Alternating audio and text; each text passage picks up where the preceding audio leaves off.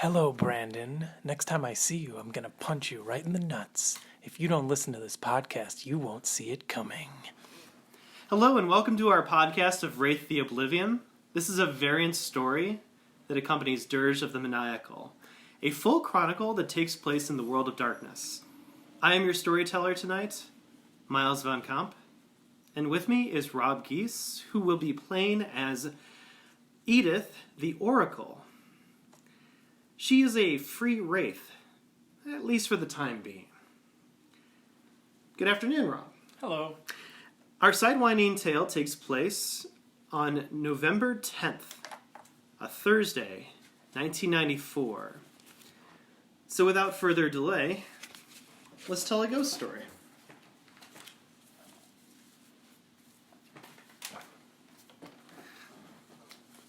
So very, very small little smatters of rain will kind of come out and echo against the windows of the cab that you're riding in at this current moment. There's a strange tension going on, both outside and inside the cab itself. You have to remind yourself that these ferrymen are professional drivers and they'll get you where you need to go. But you can't just help but think, what would it be like if a ferryman were to completely lose traction, with their driving or make a mistake? At the same time, you are also sitting next to Isa. And you don't really know how to identify her quite yet, either. She would have been known as Isa the Sandman. Mm-hmm. But recent dealings have revealed otherwise. And you're not really sure how to identify her quite yet. You don't really have a title for her. Isa gives you the indication that your small group is the only one who is aware of her true identity. And a lot of her connections, a lot of the people that she speaks with and has, dealings with and is able to make arrangements with, maybe acquire things that she's not supposed to acquire, those people still believe that she is Isa the Sandman and will probably address her as such as well. So that kind of goes through your mind a little bit as well. Your shadow is tickled by this a little bit and says, wouldn't it be great just to out her to someone really important and get her back for her deception? Just let them know that she's not what she looks like in front of like a very important customer, per se. But your shadow just kind of lets you handle things on your own. It's obviously feeding off of that tension that's coming from this cab. And the drive is only a good maybe 8-9 minutes worth from your haunt. But when the cab pulls up, you can still hear the pitter-pattering of the rain against the windows. You can feel that cold, gusty wind going on the outside. And it's partially cloudy. There is a constant dusk around you, as usual. Mm-hmm. And as you exit the cab, along with Isa, who has obviously paid the fare, the two of you will rendezvous right in front of what appears to be an old symphony theater located here in Helena. And it looks rather garish. Maybe it hasn't been visited by a large amount of people for a good period of time. Looks like it could use some fixer-uppers to kind of,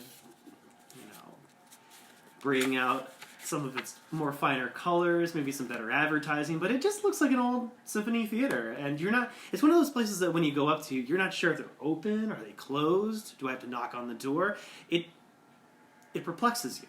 But Isa will very simply kind of guide you forward and up into this theater. And she will look to you and try to kind of talk things over with you before you enter this theater. And she'll say, this is the Helena Symphony Theater. Have you ever gone here before in, your living days? I don't know, would I have? It really depends on Edith's interest in culture and and music. What kind of plays or stuff? A lot of older plays. There's a lot of Shakespeare. There's a lot of high school kind of performances that'll take place over here as well. Nothing new or contemporary. Well, I see her as like, you know how like a lot of older people go to that what's the theater across from Ogilvy? Mm-hmm, mm-hmm. I'd see her going to something like that. So if this is like that, then yeah, she's been here before. Looks like it's being held together by the brick and mortar that it was originally placed upon. So this theater is located just across from the high school, across the road. Mm-hmm. It's a small cluster of buildings, houses, there's some coffee shops nearby. But here stands before you these two independent theaters. One is called the Euclid Playhouse, and the other one is called the Seventh Stage. Both playhouses handle only small productions and even smaller budgets. For the most part, the shows produced here are over by 9 p.m., not long after the... Oh, she definitely would have come here then. Yeah, there you go. That's good. But not long after, the local Sandmen will usually come here pretty often too, which is one of the reasons why Issa wanted to bring you here, is that this is a local for the Sandmen who are interested in this place. And it is a nightly gathering of many, many different types of wraiths for them to perform, maybe recite poetry, maybe cast dramas upon their audiences. But, yeah, I guess it's something that you're just going to have to go in and see what this place is like. You know what it looks like in the Skinlands, but as you enter this theater, now as a wraith, this place is darker than you remember it being. There is a abundance. You can almost see like every single cobweb that hasn't been cleaned up at this point in time. You get the smell of burnt popcorn that's been sitting in the machine for too long. And the attendance tonight, for tonight's production, is Telltale Heart. Telltale Heart. And you can kind of see it in the little poster ad that's sitting on the side. It looks like it's, pinned there with some small little needles. Basically says that, it's a Edgar Allan Poe classic, retold by a thespian who decided that they wanted to put a more modern spin to it and give it like a different, almost like a genre twist. Even though from the story that it is meant to be kind of like a murder mystery, but the murderer is the main character the entire time. So you're thinking to yourself, okay, so it's a classic, but they're doing like a retelling of it. And you look at the director and the person who's in charge of this, and you don't recognize his name at all. And it's got like 4 different parts to his name, so it's even more complex and very pretentious. And you're thinking to yourself, oh, this sounds like one of those productions where a guy comes in, maybe he's in high school or college and is thinking, oh, I'm going to make a big name for myself at this theater. People are going to love it and they're going to want to come and see it. At the same time, you kind of look and see, oh, he's got his own troupe as well. So obviously some people believe in his craft and what he does. But Issa will kind of like draw your attention towards her and just say like, hey, let's continue forward. And which theater did we go? You went into the 7th. Okay. So you went into the 7th. And you'll notice from like the seats inside here, very old leather, very like, you can see certain bursts and cuts and bubble gum sitting on the bottoms of these seats that are like, now currently inclined. The audience is a mixture. It's a mixed audience of both wraith and the living. So the living are going there to see the production. The wraiths are also there to see the production, but maybe even something more. Maybe they're trying to get some of the passion from these performers. Maybe they're hoping to like see something that relates to them so that they can regain their energy by watching this production. Looks like you guys still have a few minutes before the production's about to start. So Issa will gesture towards the stairs that lead you to the top higher. I'm trying to remember what they call that. Balcony? Yeah, the higher balcony. The mezzanine. Gallery? Mezzanine. Mezzanine. Yes. Yeah. No, I don't know.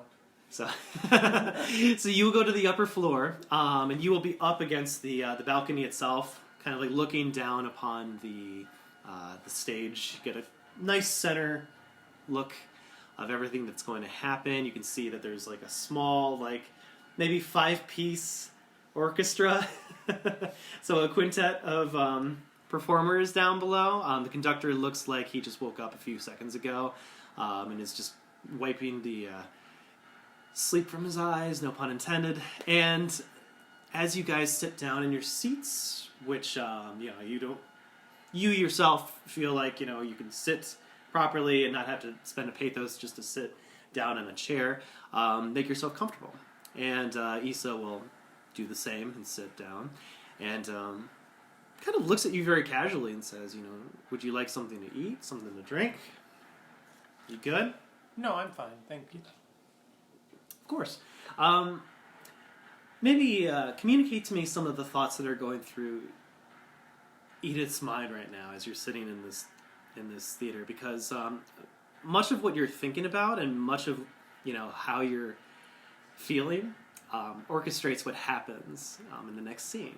So I'll need to know a little bit of the details of what you are what's going through your mind as you're sitting down in this theater with Issa. Well, I'm curious. I know why I'm here. Mm-hmm. I'm wondering if the wraiths I see below are all sandmen, which ones are, which ones aren't. Okay. Like, how many wraiths are there here? There appears to be about maybe 14 wraiths in this area. There's only like 4 of them up in this top balcony area. Most of them are down on the lower floor. They want to get like a close up and see all the little details of this performance that's about to happen. So I guess I'm almost as or more interested in how the wraiths are reacting to the play and who they're focusing on. Sure. Do they give dreams to the performers? Do they give dreams to the audience? Mm-hmm. I'm curious to see Okay. what they're getting out of this and who they're affecting. Okay. Give me perception, and you can either do alertness or awareness for this. Alertness may hint at something else that's going on that may be vital and important. Awareness is more towards the wraiths. You're more interested in what they're trying to get out of this. So then what is alertness then? Alertness may pinpoint you to something else that's going on during the scene. So Okay. it's more of like a distraction, but it gives you information. Well, I feel like I'd be more focused on the wraiths. Okay, so you're more focused on the wraiths. Yes. So that'll be your awareness. Okay. Exploding 10s, I believe. Yeah. Difficulty 6.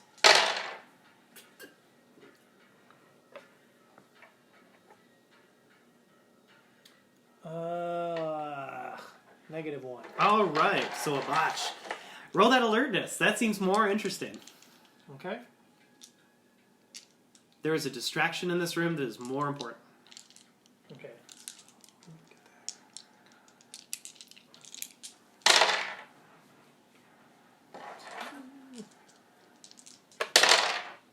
Same difficulty.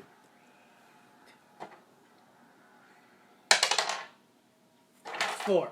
Okay, much better. So you take a moment to look at the wraiths, and you're kind of trying to put yourself in their mindset. But then all of a sudden, the director comes out, and you are just all of a sudden focused on this director, Skinlands.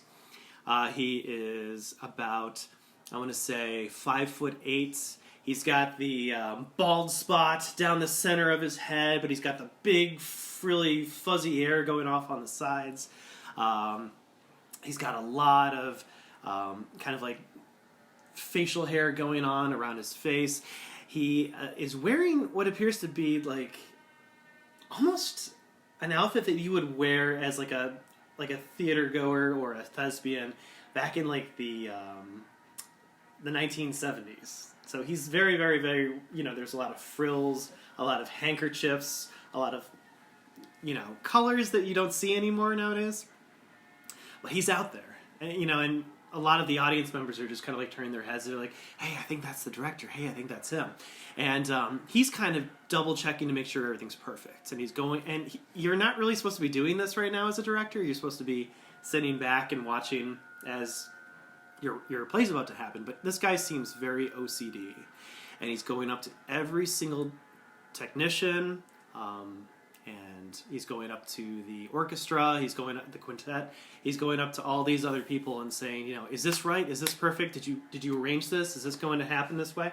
And something that catches your attention during this moment is when he goes over to the like the soundboard special effects people, these roadies, and comes up to them and says, like, you know, did you get those special effects like I wanted you? Like the computer effects and the 3D things that happen and stuff. And they look very, very displeased with him. Like, you know, it's not what you think it's going to be.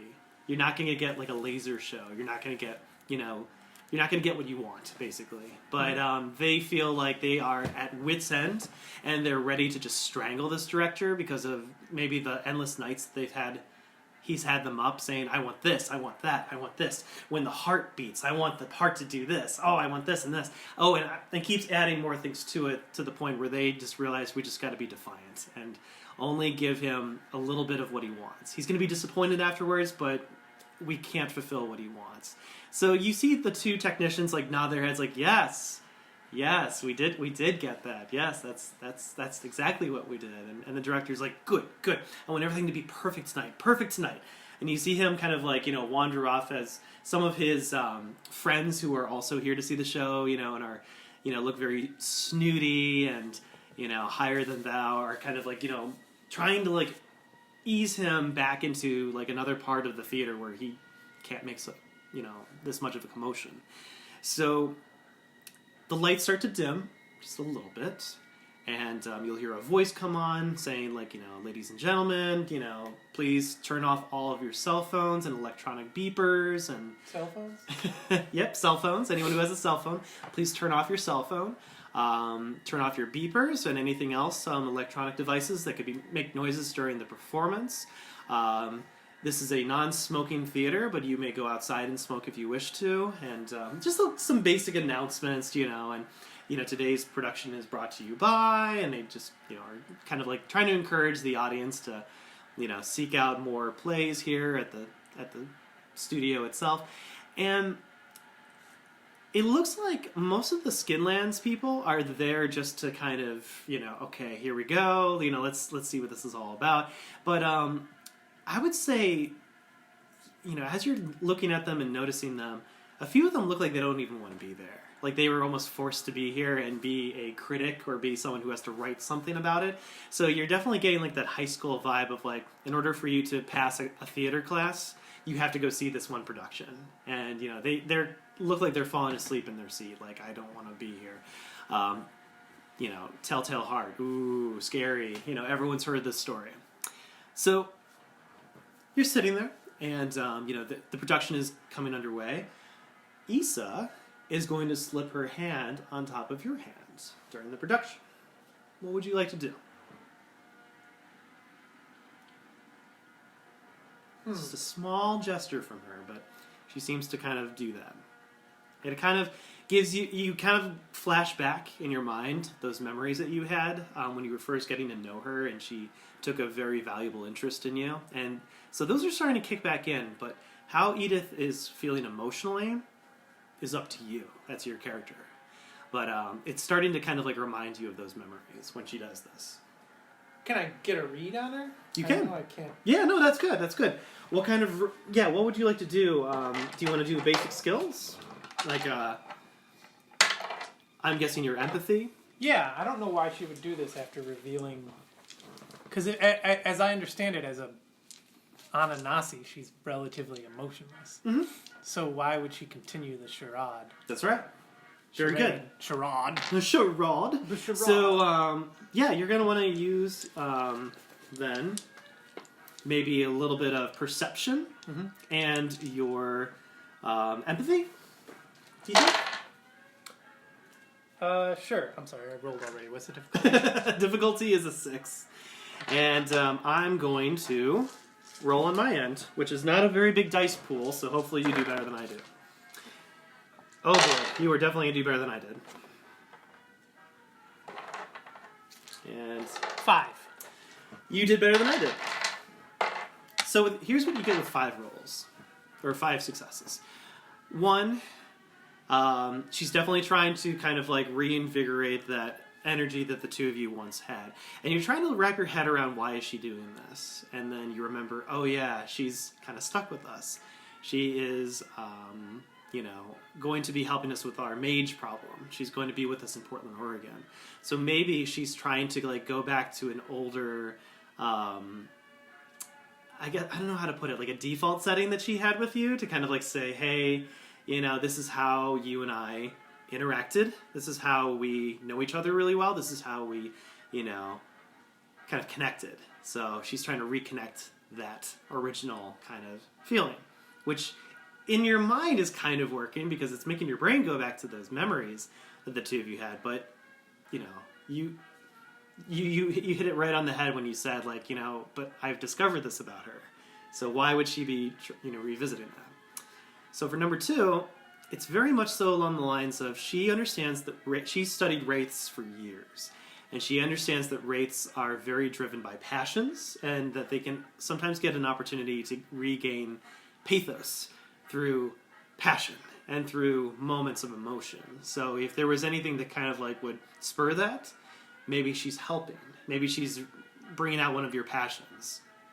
Maybe you have a new passion that she's not aware of. So that's the other part of that. And then along with that, I guess to kind of like give a greater reveal behind this, is that there is, going back to what I originally stated to you, there is a connection that Issa has with you. And like you said, there's very little emotion that can really come from that of her species. But at the same time, she's kind of going back to it, thinking, this is how I should interact with Edith. This is how I should treat Edith. This is, how we get along. So kind of goes back into that. And you don't know if it's appropriate. You don't know if it is, But I'll give you this, with the amount of successes that you had, it's not manipulative. Well, she's not trying to manipulate you. Even if it's not malicious, it's not really honest in light of things we've learned. That's true. So I think I'm going to make a mental note to have that conversation with her at a later point. Okay. We can't do it during the play. Okay. I think I'm just going to kind of... I'm not going to play, like, immediately take my hand away. Sure. But I'm also not really going to play into it too strongly at all. Okay. So maybe, you don't, like, lean into the character, you don't add anything to it, you just kind of sit there like a statue. I'm kind of more focused on what's going on around. Sure. As you should be. And, you just kind of get this moment of a nice solitary experience from this. Your attention draws away from this strange interaction coming from the Ananasi, and it goes right back into the theater again. The performance starts. The curtain goes up. There is a wash of music that comes through, trying to play a little louder than the pitter-patter of rain from the outdoors that's obviously hitting the ceiling of the theater. But they're doing a pretty good job keeping up. And as the music introduces the nameless main character who walks into this, like, very, I want to say, elaborate, but it definitely looks, I want to say, around that, like, 1969 to 1970s era. So there are some inappropriate, like, clothing choices for the main character. There's, like, posters of Jimi Hendrix and Woodstock, and there's like the what do they call those, tie-dye t-shirts, like tie-dye colors everywhere. So you're like thinking to yourself, this is Telltale Heart, right? And the main character comes out with like an afro, and you're thinking, this is kind of odd. This isn't really my thing. Is it playing out different, or is it just Telltale Heart with a veneer of the 70s put on top of it. Like, Yes. he doesn't do anything to bring it to modern era other than dressing people up differently. It looks like they're still trying to be true to the original source with the writing, the narrator, and also the character speaking to himself the whole time. But everything else does not match up. So there's really no point for it to be in the 70s other than this guy Correct. was being overindulgent, self-indulgent. Yes. Okay. He had a message that he wanted to, or here's a better way. He liked the message from Edgar Allan Poe. He had a vision of what he wanted to show up in this performance. It seems like it almost seems like he didn't have a vision. He just wanted to put his own taste out of it on it. Like, it seems kind of arrogant, right? Yeah. Okay. It does. So, having said that, you will take a moment to kind of like look at this performance that's happening in front of you. I need you to roll your perception. And let's make this, you can either use your investigation or you can use your occults. Both are appropriate for this.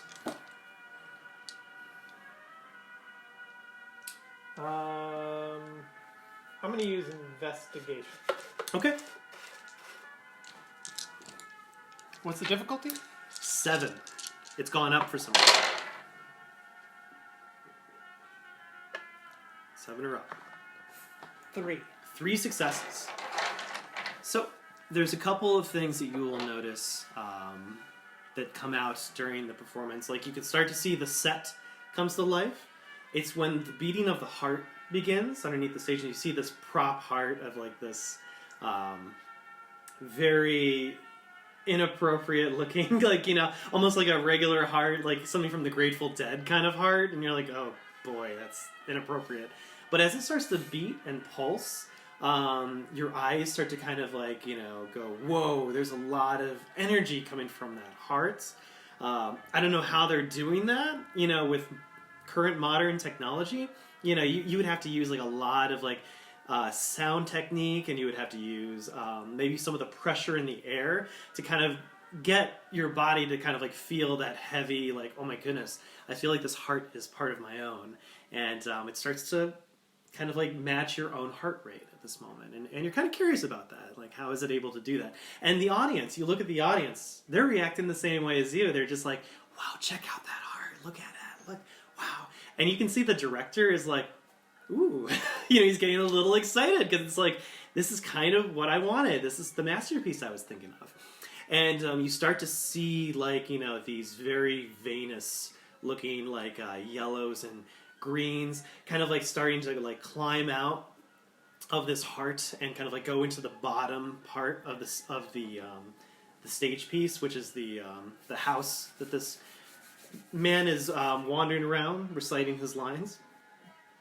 And you kind of get a sense of, okay, so he's going for some kind of, the heart is a living organism that is like, you know, kind of like releasing its roots and its branches out into the living world and is affecting the people around it. Not very clear symbolism, but I get it. But as you're looking at those colors start to kind of like ingrain themselves in your mind as well. And you're thinking to yourself, wow, that's really bright.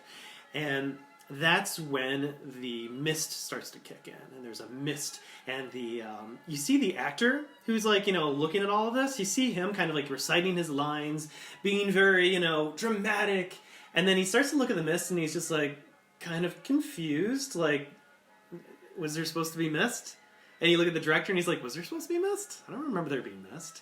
And he, you know, the character decides, I'm just going to keep going with this. Whatever. Mist. Why not? You know? And that's when the lasers start. And that's when the all these kind of like different images start to happen. And whether you think he's acting or not, he looks profoundly scared at this. Like he's seeing things like the original murder that occurred that caused this, you know, this old man. You start to see the vulture's eye, the gray kind of vulture eye of the old man that he killed. You're starting to see, you know, the horrendous murder that he caused upon this man start to show up. And the audience is like gasping. They're just like, oh my gosh, this is really graphic. This is really, you know, this is grisly. Ugh. And the director's just like, yes, this is what I wanted. The technicians are like, what the fuck is going on? They're like, did you do something? Did you do something? And the other technician will look at him and say like, no, I didn't do anything. It's like he must have hired outside of us to get this going. Everything seems to be in disarray, except everything's still unfolding the way that it's supposed to. And as this actor is still acting out his shock and awe, and he's still reciting his lines, the performance continues, and the heart begins to pound heavier and faster and deeper. I need you to now give me a perception and alertness roll. Difficulty 7 as this happens, because it's starting to affect you.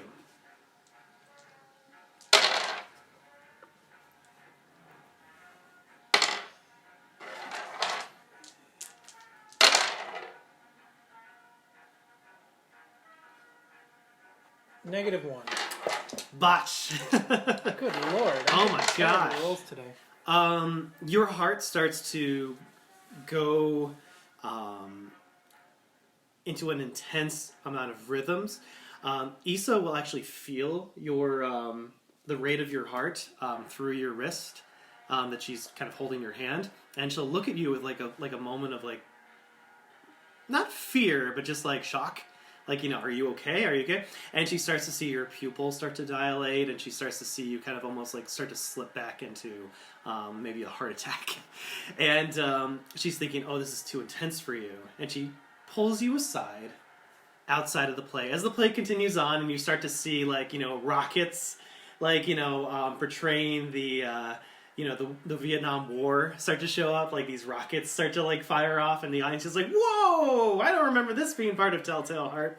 You are removed from the theater, and as you are removed from that, not the entire theater, but just like, you know, into like a waiting room, like a reception hall, you know, that leads into the theater.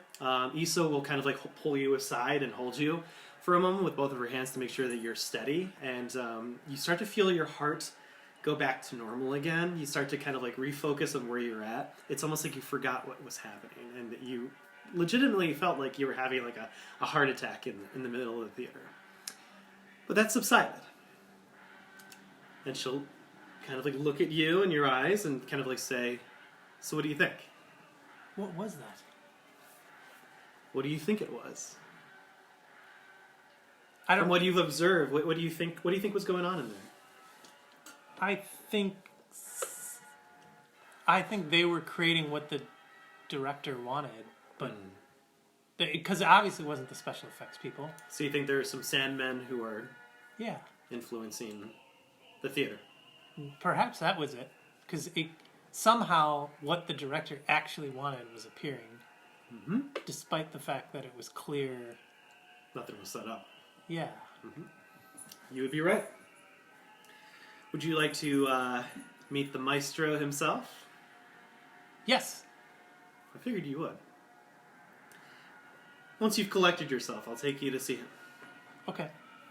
So, you just kind of like remain outside in the waiting room for this waiting hall for a little bit while the performance of the show is wrapping up. It's a short story, a short play. And once it's kind of finished and everything's been, you know, wrapped up, you'll hear the quintet play like an exiting number, and you'll see the audience coming out just looking into it like, did you see that? Oh, I never thought of it that way. It kind of reminded me of Apocalypse Now, but with like a little blend of psychedelicness and everything. I had no idea that Telltale Heart could be told this way. And you're starting to see like these very creative faces come out where it's like, I wish I could do something like that. Or I wish I could make something like that. And the wraiths that are exiting the theater too also have these profound looks on their face of like fulfillment. Like they had like discovered some things that they had never thought about before. When this is all over, Issa will come to you, and she will guide you back into the theater. It's been cleaned up at this point. There are some ushers who are like picking up some of the programs that have been left over. They pulled out a broom and they're starting to brush up all the leftover popcorn.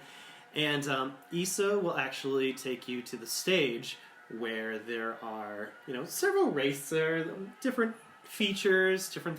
The one thing that they all have in common is they have this very, very interesting way that they dress. So they're all kind of clothed in gossamer, faintly iridescent material that's been kind of like... It looks like it's been borrowed from certain...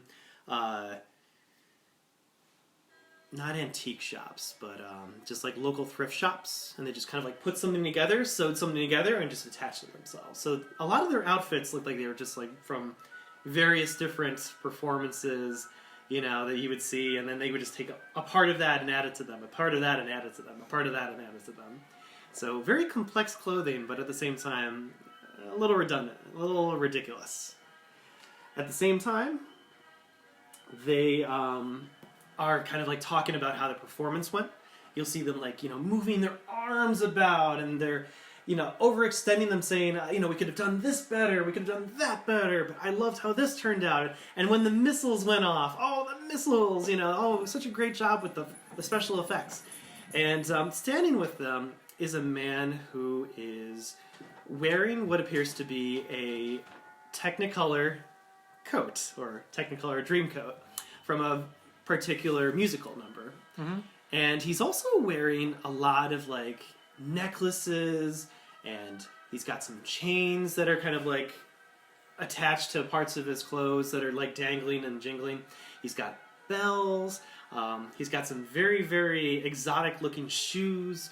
He looks really out of place, but he definitely looks like he's the guy in charge. And he has a very strong, it sounds kind of Venezuelan accent. But he will look over in the direction of Issa, and they will do the traditional, hold each other in an embrace, and they'll kiss each other's cheeks on the left side and the right side, like they were in Europe or whatnot have you. And he will look over in your direction and say, "Oh, who is your friend over here? Who is your friend? I have not seen such a creature before. Hello, hello, hello. Please come forward, and welcomes you onto the stage with Issa.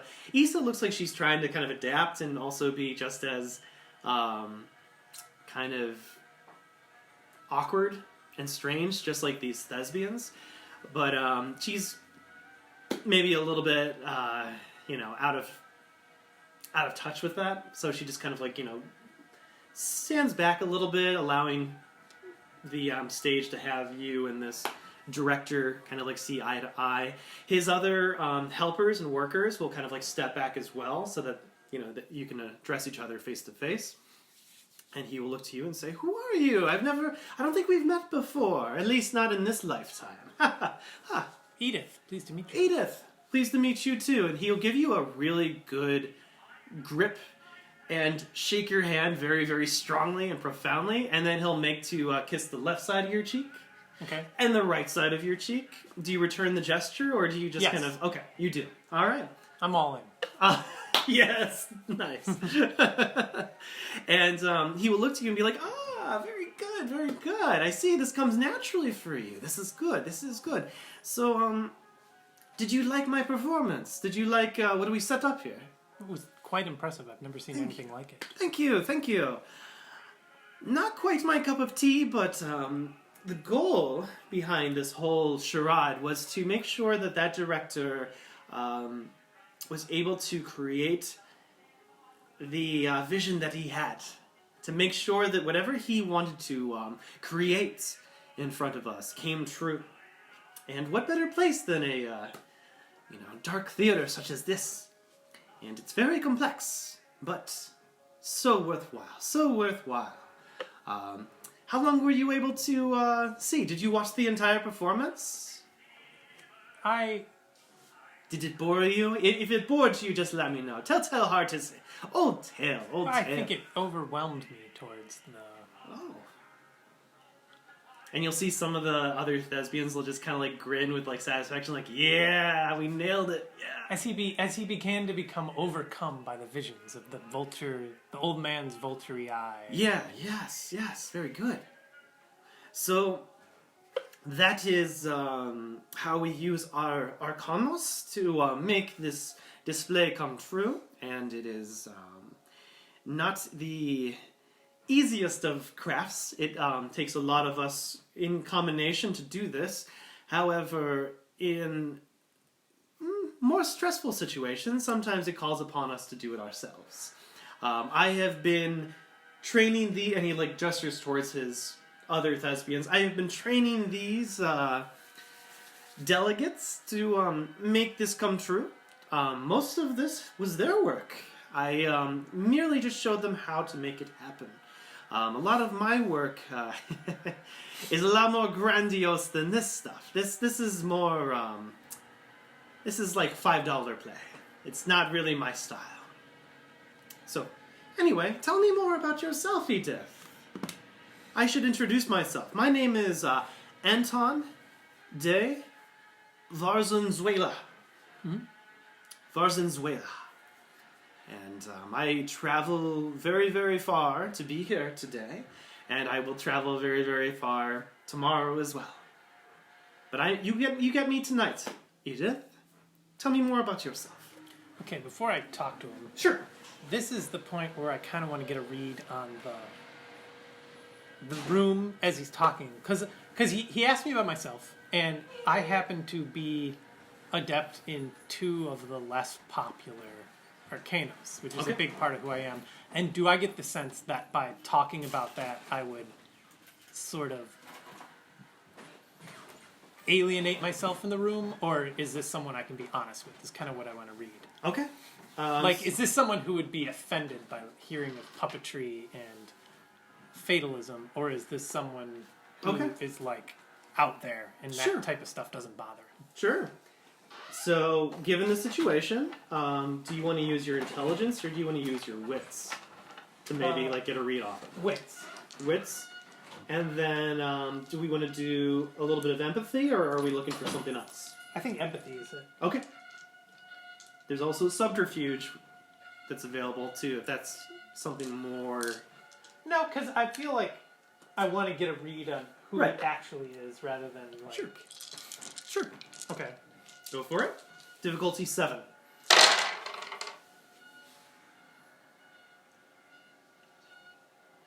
Hopefully no botches. 4. Okay, that's good. So it's either 4 or a botch. So you get a genuine sense that he is very interested in you. If you were to tell him about some of your own talents and what you're skilled with, but also give him maybe like a little bit of intention of like, you know, your purpose of being here, it will help kind of connect with them a little bit more faster and more smoothly, as opposed to kind of like beating around the bush and then he doesn't get your intentions at all and just dismisses you saying, see you at the next performance, and, you know, tells you to buzz off. But the fact that he asks you to tell a little bit more about yourself shows that he does have a genuine interest in you. He just doesn't know your intentions of being here, as opposed to like Issa just introducing the 2 of you. So he does not know why you're here in the first place, but it's kind of like being introduced to like a popular actor or a celebrity or someone who like a performance, you know, artist right after their show. It's a little like, you know, a little VIP moment where you get to see, you know, like she said, the maestro himself. But that's all he's kind of interpreting from this right now, is that, oh, you're a fan of mine. You're a fan of my work. You know, yeah, let me ask a little bit about yourself. You know, a little bit of small talk back and forth. So talking about your arcanos would be small talk to him. Giving him your intentions and your thoughts of interest in learning the arcanos might trigger something differently. So does that help a little bit? Yeah. Cool. Then I guess I'll be like, well, my name is Edith Herrington. I haven't been, I guess, dead very long. Yes. I've recently come over to the other side. Prior to coming here, I was actually considered myself a psychic, but now seeing stuff from the other side, I found it's very, very different. The psychic powers, they are, yes. Are we talking like a seer or a fortune teller, or what kind of psychic mannerisms are you speaking of? I think I would identify more with the term seer. A seer, all right. Yes. I was also a writer and sort of documented what I knew or thought I knew in life, and now I guess this side of things, I am a bit of a seer. I see what happens and can delve into how things are connected and future events. And I also have a more, I guess you would say, direct or gross means of interacting more directly with the Skinlands and people in it. But I'm less interested in gross control and more interested in inspiring people like you do. And you'll hear some kind of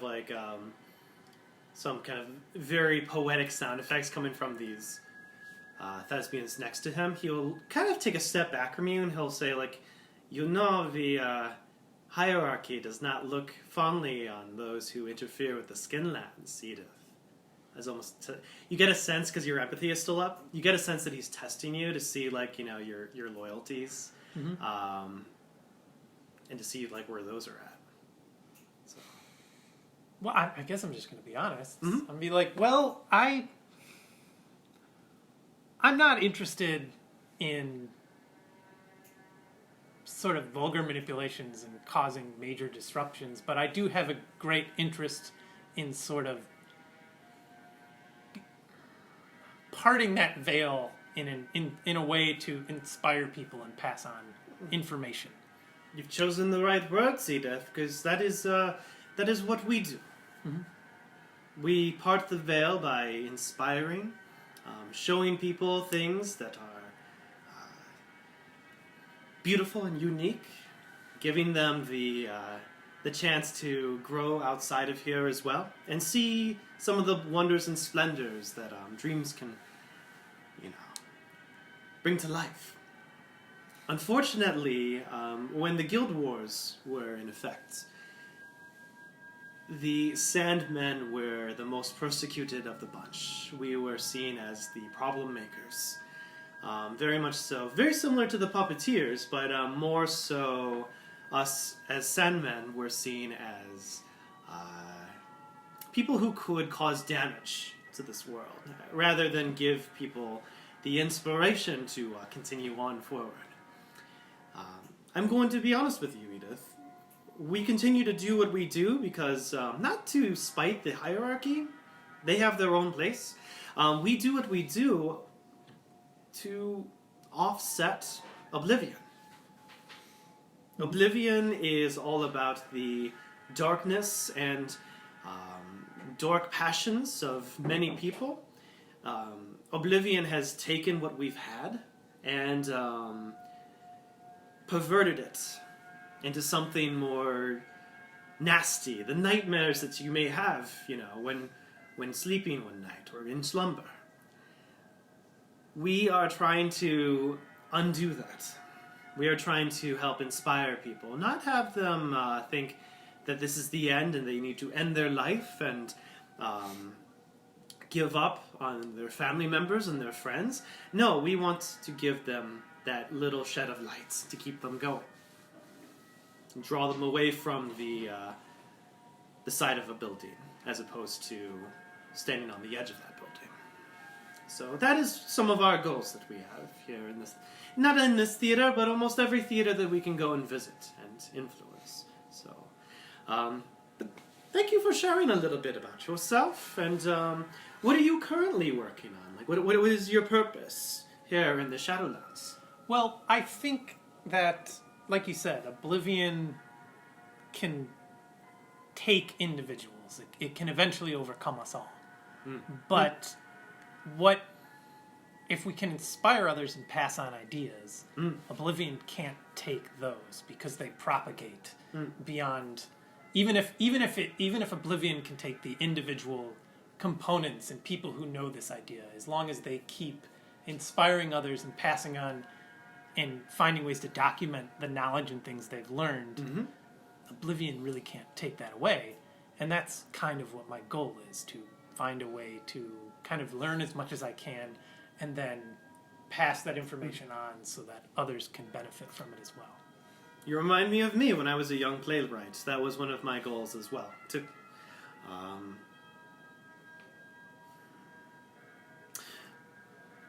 So, I'm still curious on what you're also doing here in the Shadowlands. Do you work alone? Do you have a circle of your own? Are you a part of a guild? Although we do not talk about them anymore. Are you a renegade trying to blow up a building nearby? I'm not a member of a guild, am I? No, not technically. You are not an official member, no.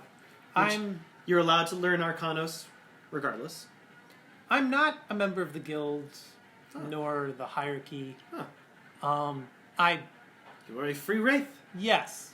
I'm not particularly associated with the renegades. I have my own goals, and I guess I don't really want to get tied up in somebody else's struggles if it impedes me from being able to achieve what I hope.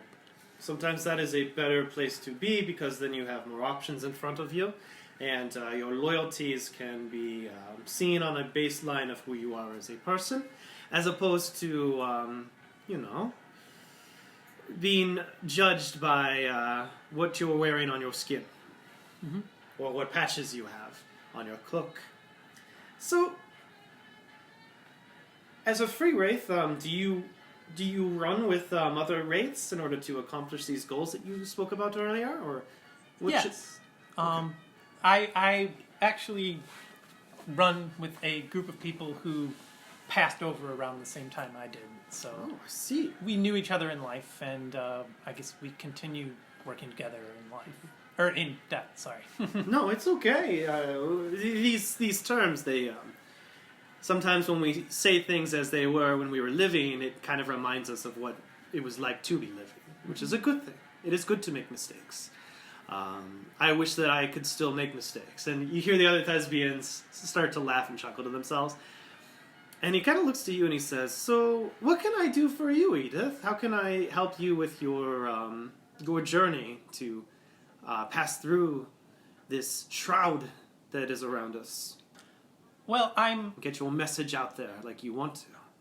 I'm particularly interested in the way you go about doing it, in the way you inspire others, and it's not so... You're not taking control of people. You're giving them ideas. And that is an approach I'd like to learn to take, and I was hoping you would be able to teach me these methods of doing that. It is possible that we may have an opening for someone such as you. If you have some time on your hands, you have, maybe close to 14 hours at this point on your hands, maybe more, because of the storm walls are being built over at the haunt by the combination of the partners and also your new soul forger who is getting to work at those storm walls. So you have plenty of time to kind of learn something new, try something new. He will kind of gesture to one of his associates that's nearby, and will take an apron, put it on you. It's a very gauche, very unusual looking apron. It's got splatter marks everywhere. It looks like it's trying to be artistic and maybe stand out a little bit more, and it's got various paint brushes and all kinds of different utensils inside of it. And he's just like, we'll start you on set design, and then work you up to special effects, and then maybe even get you a little bit of interaction as well. And as he's saying this, you're kind of hearing wait, you're going to make me work on the stage? Aren't you going to teach me like a teacher does to a student? And he looks to his his associates and say, you will help her out, correct? Very good. And through this, you will learn what we will eventually teach you as phantasm, which is the arcanos to influence the people around you. And maybe with some of the things that you've already learned, this will come more natural to you, or you will find unique ways to interact with your audience, which can be both dead and living. You have to understand this, that sometimes the stories that you tell and the environments that you'll create will pass over into the living world sometimes, as you saw from the performance. Some of that is smoke and mirrors, but oh boy.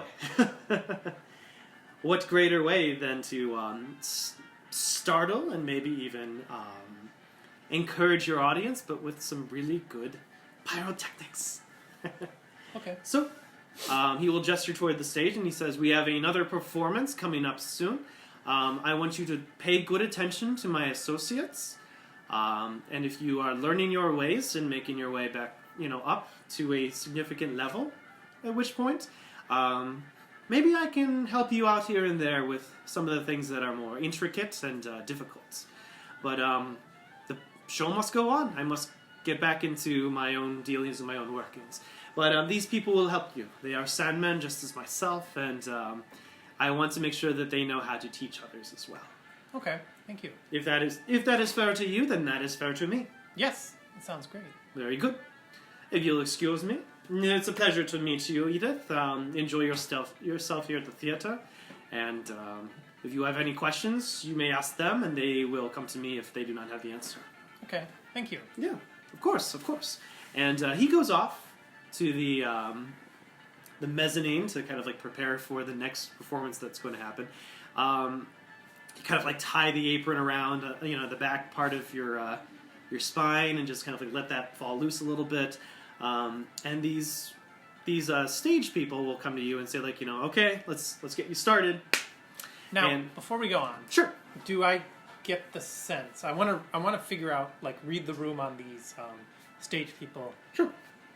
Do they like want me to be here and train me, or do they see me either as an upstart or a threat? Like, okay. I want to see, are they just like, ugh, this newbie kind of... I guess I want to get their read on what they think about me. That can be either empathy or subterfuge. Empathy. Okay. And that'll be your perception as you work with them. I need 2 successes to get a read on these. What's the difficulty? Is going to be at a 7.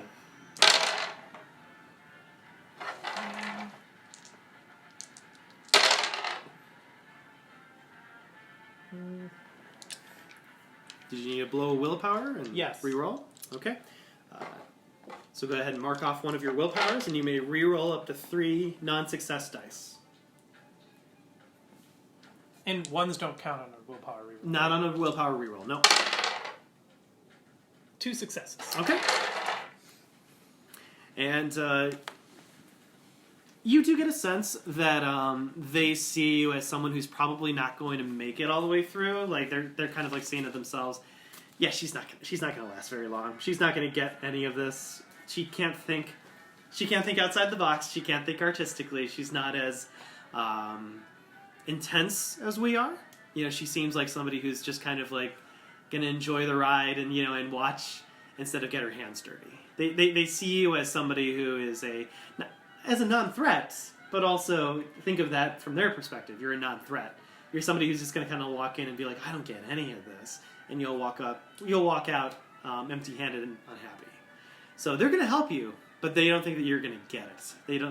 They think that you're just gonna walk away from this with nothing learned, nothing gained. So that's what you get from their faces. Is they see you as an outsider, and they definitely see you as somebody who is not them.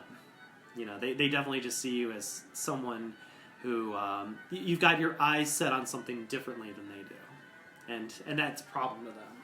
So. Okay, well then I want to, when I approach them, I'm going to act a little, maybe almost starstruck, and kind of, before we begin, kind of congratulate them on their performance, and sort of say, I was amazed by how almost overwhelming that was, and how the heart, and I'm going to go into details about the imagery behind everything that was happening to kind of show that I was seeing it as more than just an observer and trying to delve into the artistry behind it and what everything meant. And I'm hoping that'll bridge the gap and sort of make them look upon me better. Okay. Do you want to use manipulation? Yes. Okay. And then do you think subterfuge would be available? Or do you think... What do you want to aim for when you're interacting with these guys? Well, I don't think it's empathy. Okay. I think there's probably subterfuge. So manipulation plus subterfuge. Okay. I will need at least 3 successes. Before you roll, your shadow will kind of chime in and just be like, do you really believe any of this? Any of this that they're telling you right now? Do you really think that they're going to teach you anything worth knowing? Yes.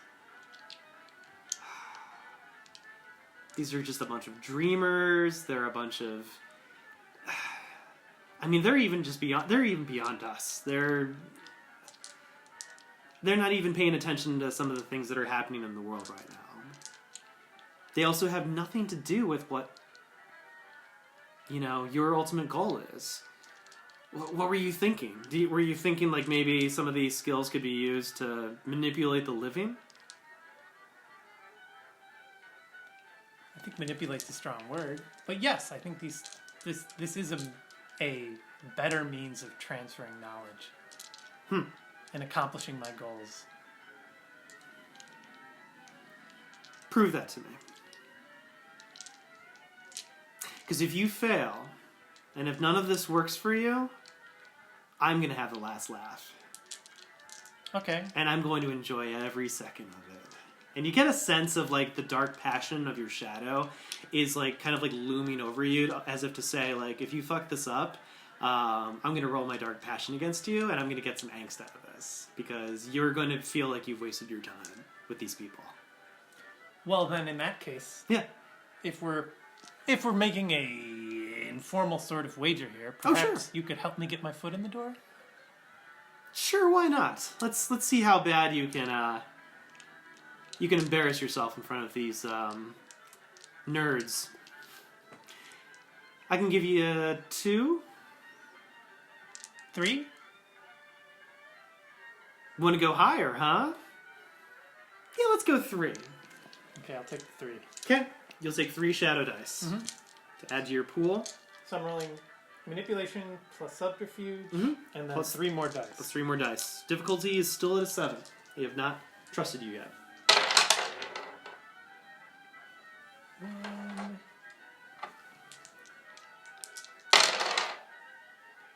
2,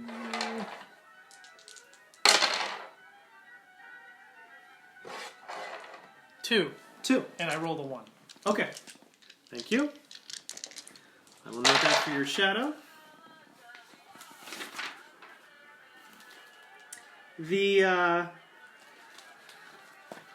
One of these thespians will come to you, as you're kind of like describing all these things. And he'll kind of like raise his nose at you and, kind of snort a kind of condescending tone and also just like body language towards you and say like, well, what did you think of the walking hammers? What do you think those symbolized, Edith? The walking hammers as they walked across the stage. Can I do a enigmas on this one? Yes. Your initial brain is like, wait, Who knows that was Pink Floyd? Yeah, it's like Pink Floyd's the walking hammers from Pink Floyd. What? It's like those were in there too. So you want to do enigmas and what stat would go with? probably wits if you have any wits. Yes. That'll be appropriate. Difficulty? Your shadow's laughing, by the way. Difficulty? It's going to be a 7.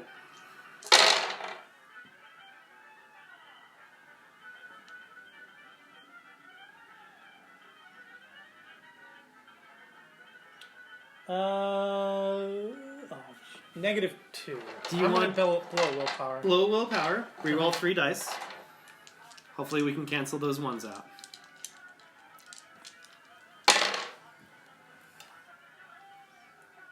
Nope. So mark off a willpower, and then why don't you, Rob, the player, tell them what you thought about the walking hammers, which you weren't there when that happened. You had to leave because of your heart condition. So this thespian is like looking down upon you, like, what did you think of the walking hammers, Edith? What do you think they symbolized? And then I'll let you roleplay that. Well, I mean, they were part of that Pink Floyd song. They sort of tied the performance back to the era. well, I'm kind of new to this, but I mean, hammers also make a rhythmic beat as they're banged against things, much the same as the telltale heart. And when an older when the man is buried beneath the floorboards and he constantly hears the heart, it could be akin to just the racket of hammers being banged against a wall, where you it's like when you're in a house or anywhere and you hear a hammer bang against the wall, it feels as loud as if it's in the room, even if it's not, because the sound just propagates through all the walls. And he says something like somewhat of like a word to his fellow thespians, and kind of says like,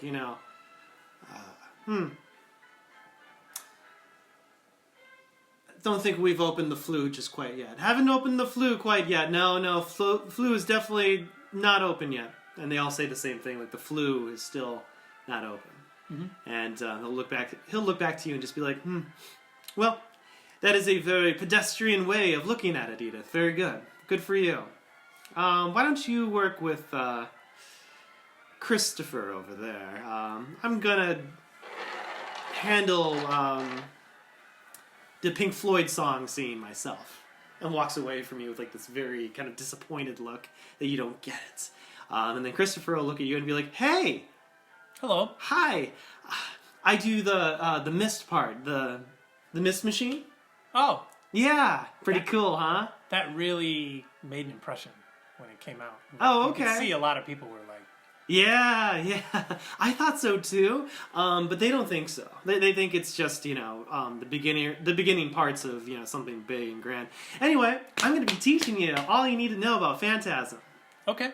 And the way that he says it just sounds very kind of bare bones minimum, but he's like, all right.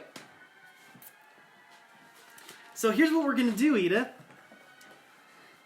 You sound like you know what the Telltale Heart is all about. What is something that you'd like to see happen in the production tonight? Now that you've got an idea of what the director does and his interests, what do you want to see happen tonight, Edith?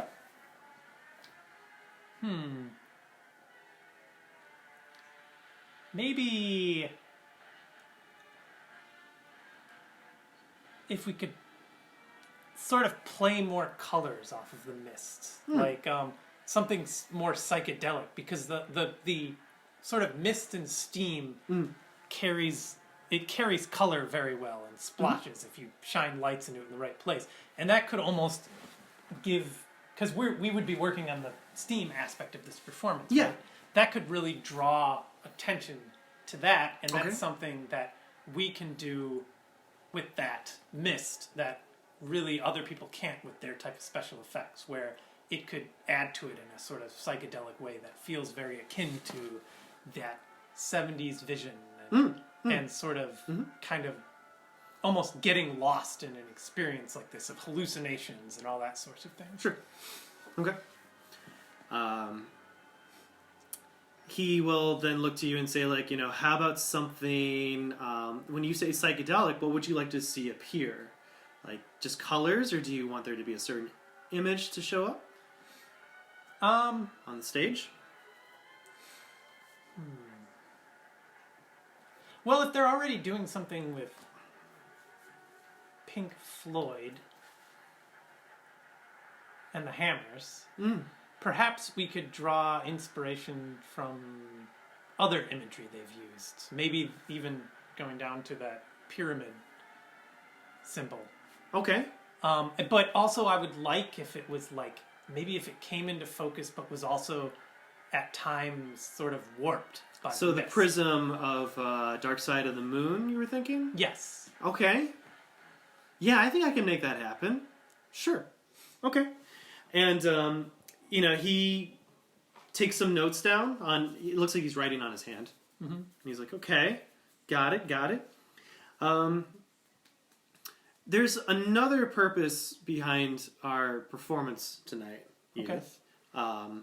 Some people are just not going to get it. They're not going to understand the flow of the performance. They're not going to be interested. They're not going to, they're not going to want to be a part of the experience, or all in all. They just don't understand.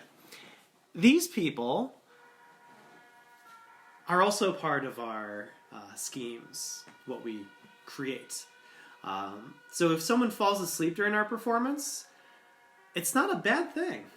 We can still influence their dreams. We can still give them things to see even while they're dreaming. I want you to know this as well. Mm-hmm. Okay? So while the performance is going on, I want you to see if there's anyone sleeping. And if you notice one, you and I are going to do some groundwork or something a little bit with the people down below. So it's going to be a little later in the evening, so there will be plenty of people to choose from. But it's going to be your job to point out somebody who has gone into their REM sleep or like their I forget what they call that, the theta waves. So they're going through like theta waves in their sleep cycle where they're in a point of dreaming. So that's actually one of the things that we're looking for here. They probably would have given you something of a poem to kind of like figure that out, but I'm just telling you straight up right now, that's what you should be looking for. Okay. All right. So some time passes. There's some setup of the imagery. Again, you see the Skinlands director come out and do his usual, like, I want this! I want the fireworks to be bigger this time! Those missiles, let's make them, even larger. And, it's like going in front of these technicians, and the technicians are looking at each other like, you hired outside of us. We're not capable of this. And he's like, I got you. You're going to surprise me. I like surprises. You guys are good at surprises. And they're like, no, you don't understand. We don't know where these special effects are coming from. Seriously. And the director walks away and they're just like, okay. And they go back to their consoles and they keep working. The performance starts again, and it is just as you remember it. You can feel your heart kind of starting to pound again with that beating of the heart that comes from underneath the stage and makes itself apparent, and it's that big, cartoonish looking heart. And when this happens, you decide to interact a little bit more. And you will notice that the Sandman that you're working with, when he creates the mist, you will see that he has taken something from his hands, which appears to be sand. Basically like this small little satchel, and just kind of like grips some sand outside, or from the inside of it, puts it in his hand, and blows the sand out, and it creates this mist and this fog.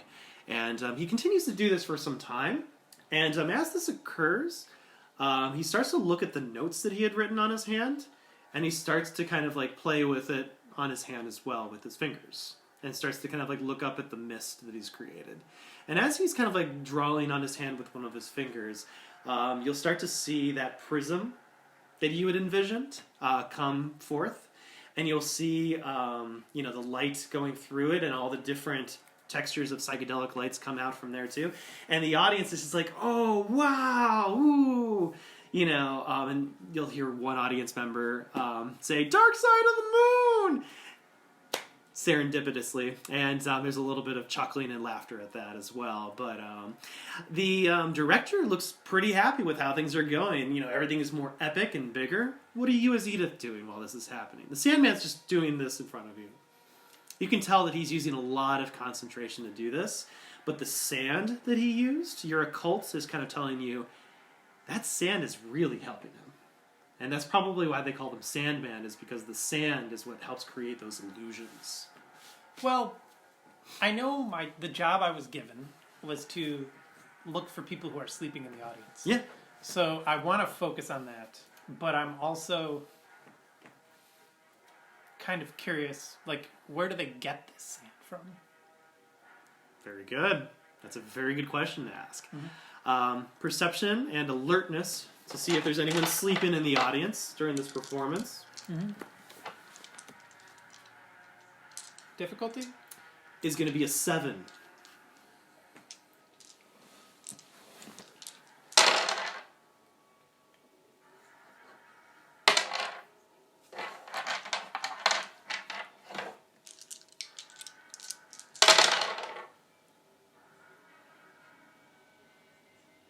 Okay. What can I get out of a Fate of the World dice? Like, how far will that take me? Because I'm getting everything is gonna shit roll tonight. I can just tell. Okay, I gotcha.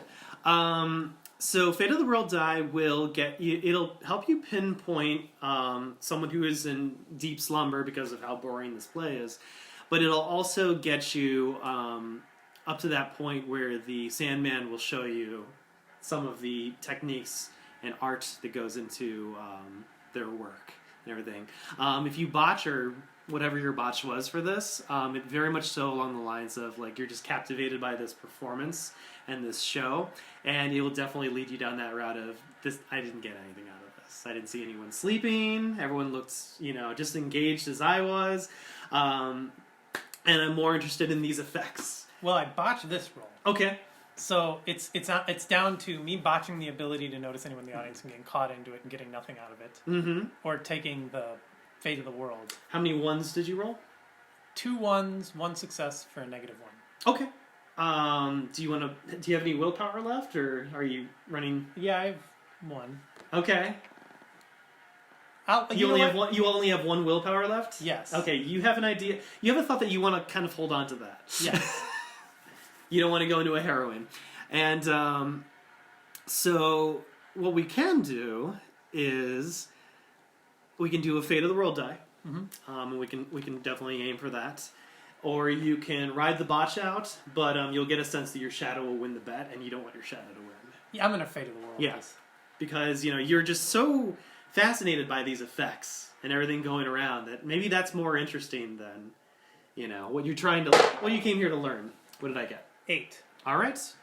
Higher or lower? Higher. Go ahead and roll the dice. Hopefully you roll. Hopefully you roll higher. 10. Nice. Thank God. All right. The Fate of the World die has gone in your favor. At this current moment, you will notice a gentleman who has fallen asleep.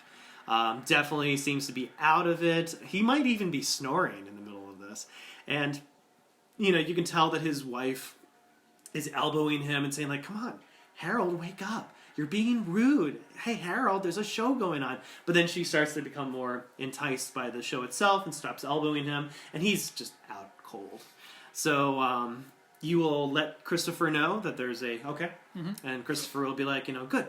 And he puts the hood up on his hoodie jacket, and will start to make his way out onto the audience floor level and make his way over toward that individual. So first, he will kind of like look to you and look to the Harold, the mortal who is before you, and he will position himself so that you can still watch while this is happening. And you'll see him Christopher will reach his hand out and kind of get a sense of like, okay. All right. Yeah, he's definitely sleeping right now. He's deep into sleep. And you'll see him kind of reach forward with his hand and put it onto the hand of this character as well. And without losing any corpus, you'll see his hand sink into the hand of the other character, grip onto Harold's hand, and then you'll see him pull what appears to be a spirit of Harold out from the body itself. And Harold's spirit will kind of like look around like, whoa, wow, what is this? What's going on right now? And we'll look to you and just be like, hi,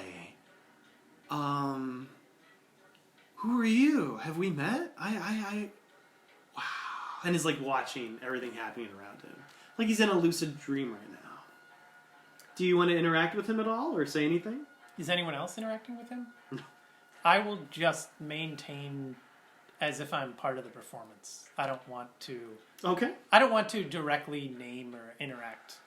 If no one else is, I'm going to follow their lead and, sort of just work on inspiring and keeping an eye on things. Okay. So, Christopher, the stagehand, will lead Harold onto the stage itself. And you'll see some of the wraiths that are in the audience are just like, oh yeah, they're excited, they're clapping their hands like, look, a participant. And, Christopher will look to Harold and will kind of like hand him what appears to be like a cane and say, Harold, you look like a bit of a dancer. Are you a dancer, Harold? And Harold's like, well, I used to be when I was younger, but then, I got married and I had a few kids and, I lost that a long time ago. And Christopher hands him this cane and says, I want to see you dance, Harold. I want to see you dance in front of everybody. I think you're going to really add to this performance in this show. And he's like, well, if you really think so, and a music number starts to like trickle in with the quintet down below. It's a little bit more, fast paced, and you see Harold start to dance, and you will see like a bunch of kind of like, I want to say, dancers wearing these very like unique looking dresses and top hats will start dancing with Harold too. So he doesn't feel alone. He actually feels like he's dancing with other people, and they're grabbing him by the arms, and they're kind of like lining up with each other, and they're kicking and flipping and throwing each other around. And Harold's going with this, and he looks like he's not really built to be a dancer, but he's still leaping in the air and jumping and doing cartwheels and flips, and you see a big smile on his face this entire time, like he's kind of reliving his childhood all over again. And Christopher is like nodding the entire time and very happy with this. And during this, is the sand involved in this part at all? Not exactly, no. Okay. But it seems to kind of continue. So it seems like the sand is already in effect, and he was able to guide Harold into where the sand is kind of like taking its effect inside. So when this happens, he will look to when the dance number is over, which a lot of the audience members are like, there was a dance number in Telltale Heart, and he will lead Harold back down again and say like, Harold, you did really well. I want you to hold on to this, okay? And remember that some of this energy that you're feeling, it can still come out in different ways. It doesn't have to be dancing. It could be just you being yourself. And Harold's like, thank you. And you can see tears streaming down his eyes. Christopher will then kind of like lead him back to his mortal body and kind of like lay him back down into that position and let go of his hand. And you'll see Harold, who is, sleeping during this entire performance, just suddenly, did I miss anything? And his wife is like, Harold, you're supposed to be paying attention. And, you see her roll her eyes and just kind of like cross her arms. You kind of see a small smile, a small smirk on Harold's, face, as if, he fell asleep during the performance, but he kind of got something out of it too. Okay. By falling asleep. Something else happened. Christopher will take you back to the stage box where you guys can continue your work. He will again start to breathe more sand out there, continuing with the missile scene and all kinds of crazy psychedelic imageries that come out. The beating of the heart, that starts to happen again, and he looks to you with a little bit of concern. He's like, you gonna be okay? Yeah. He's noticing that you're having a little bit of a flashback of this is the part that got to me last time. Mm-hmm. And the heart starts to beat faster and faster and faster. I'm gonna unfortunately need you to roll your perception, and let me make sure I give you the correct roll. Alertness, perception alertness, while his heart is pounding on the stage and is starting to affect your own heart rate. Okay, difficulty? It's going to be a 6 at this point. It's lowered.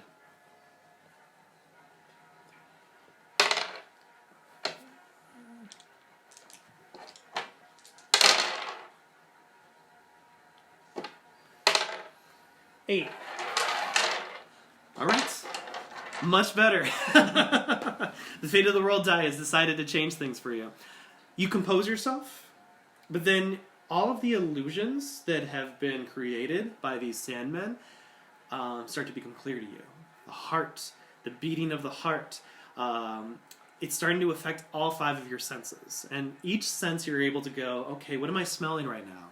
That's artificial. Okay, what am I feeling right now with my heart? That's artificial. Okay, what, and you're kind of like going over all your senses and you're going through what you're seeing and realizing most of this is illusion created by the Sandmen.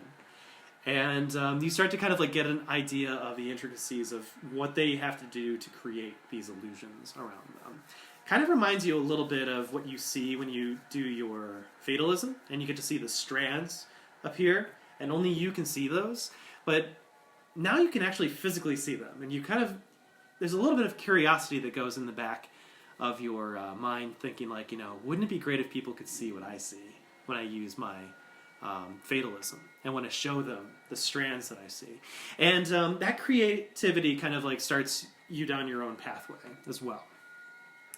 So when this is all over and you find yourself not affected, thankfully, by the illusion, Christopher will say, well, that was really good, Edith. Think you can join me upstairs? I have something that you should become aware of. Sure. It'll also help you with the beginnings. Okay. I'll join him. It's not for the faint of heart. I'm willing to take the risk, experience it. I want to know. Good. Christopher takes you upstairs, and you will go into kind of like. Do you remember our old high school kind of like had like this this place up in the upper balcony where you could kind of like hide out and sit there and lounge and be. Takes you there. There are these bodies of various mortal Skinland people who are lying on these tables. They look like they have been hooked up to IVs. They look like they are being sustained in some way. They've got pretty much all they need to survive for like a few days. And they're hooked up to these, these tables and these IV packs. And you will see him come up. Christopher will walk up, and you'll see some of the other thespians. They kind of like, snort and kind of like turn their noses to you to say like, oh, she's here. Great. But Christopher gives you kind of like a little bit benefit of the doubt and says, no, just keep walking forward. Ignore them. And as you go in front of one of these bodies, he will look to you and say, this is where it gets a little bit dirty, Edith. First, I want you to tell me whether this body in front of us is properly asleep. Okay.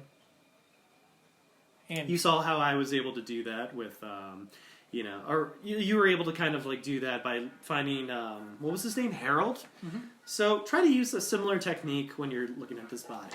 Okay, I'll do that. That's going to be your perception. And what do you think would be appropriate? Investigation, science? I can do an investigation. Investigation. Mm-hmm. Okay. So you're kind of like examining his body to see, are his eyes darting around underneath the eyelids? You're kind of like looking for like those surface level ideas. Mm-hmm. Difficulty? It's going to be a 6. Still there.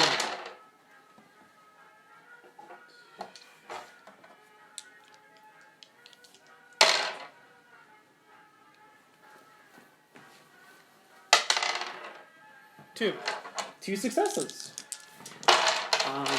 So we'll say that this is a woman that is down before us, and woman looks to be about like in her mid-30s, and she's all hooked up to these various needles and bags, and as you're studying her body and examining using your investigation, you definitely get the sense that she is going through her theta waves right now in deep REM sleep.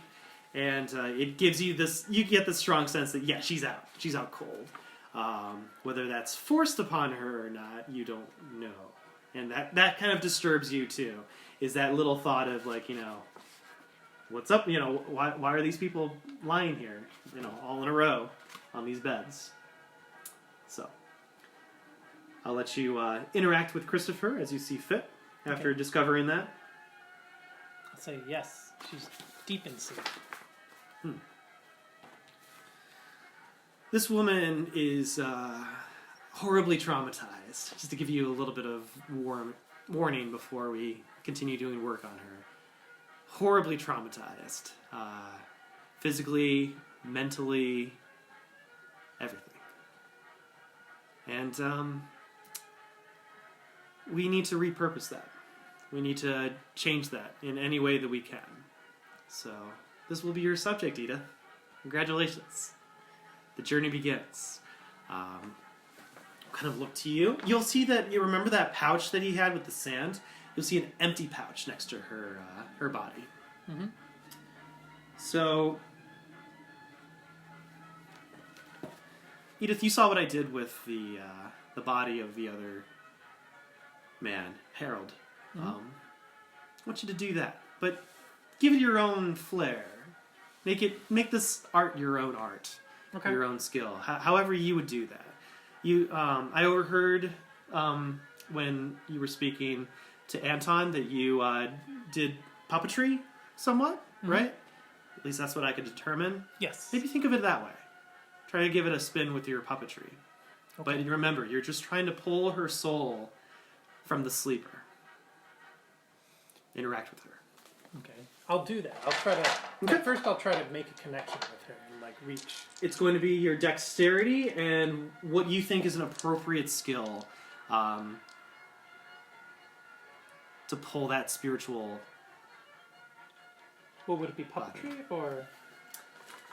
You don't want to use... You feel like you don't want to use your puppetry for this. So, there's enigmas, there is medicine, science, performance. I'm trying to think of what you would roll usually with your... well, if I guess enigmas works, or if I'm trying to connect with her empathy. Okay. So, dexterity and empathy. You're trying to make that quick connection with her using your dexterity. Okay. As you place your hand and you're about to pull however you design it. Okay, difficulty? Let me check. Let's see. They're currently in deep REM sleep, so it is 6. Mm-hmm. Difficulty 6.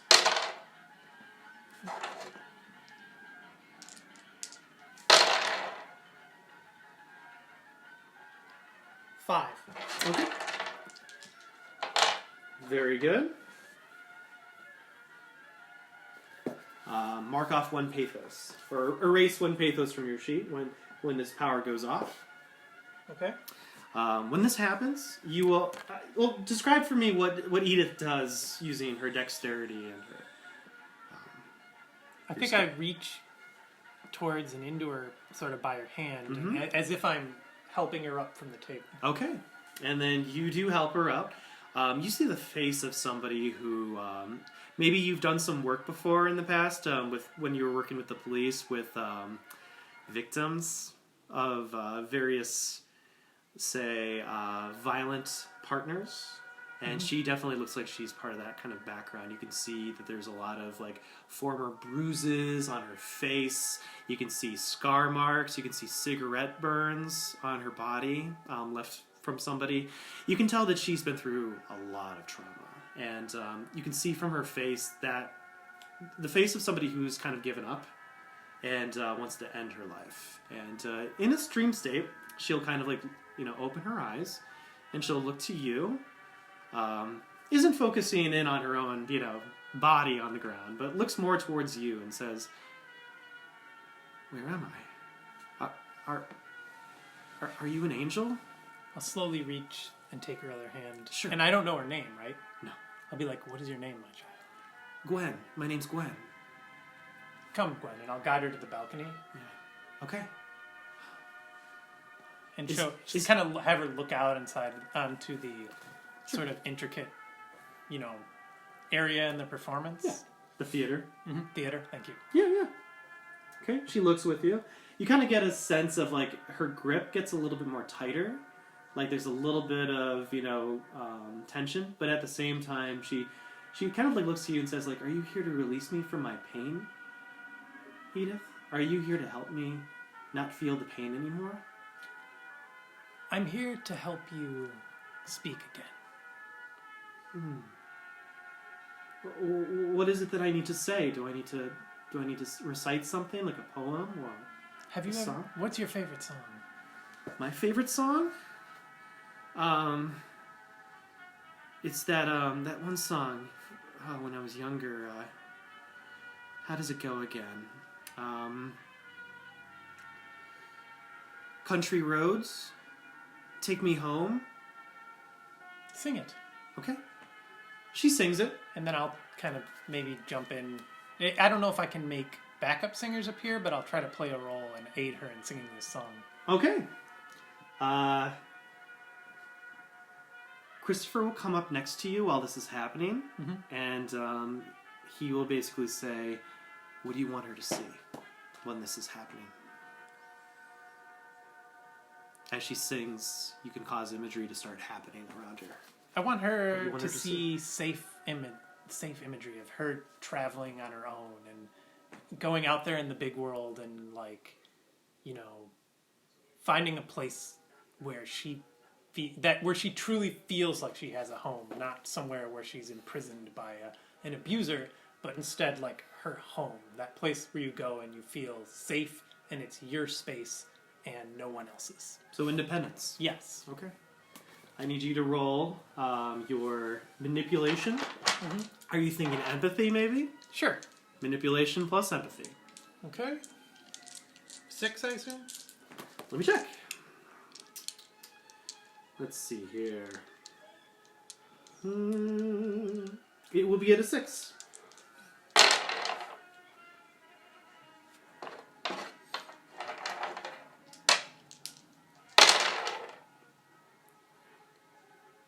Three. Okay. Very good. Mark off 2 pathos this time as you create this.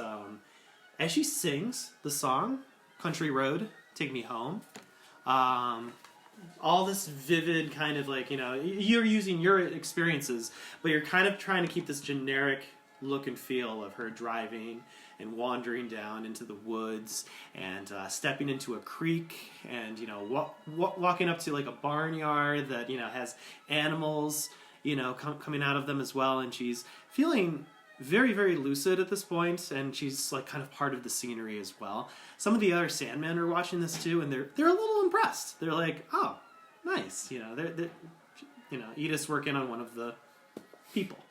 And while this is happening, you can kind of see her face change a little bit. Her expression changes, that she's starting to feel what you're trying to kind of install into her in this very moment. She feels much more differently than she did a moment ago. And, Christopher will look to you and be like, "Very good, very good. It's time to put her back." Okay. And you'll take her back to her body, I assume? Okay. She's looking to you and says, like, thank you. Your name is Edith?